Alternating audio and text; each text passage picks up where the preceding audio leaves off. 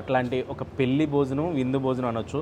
ఎందుకంటే ఇట్లా బూరులు పెట్టి ఇంత ట్రెడిషనల్గా మీల్స్ అయితే మాత్రం మనకి ఎక్కడ హోటల్స్లో అయితే మాత్రం ఖచ్చితంగా దొరకట్లేదనే చెప్పొచ్చు. చక్కగా బూరి, పులిహార, ఇట్లా ఈ జొన్నతో తయారు చేసినటువంటివి, ముద్దపప్పు.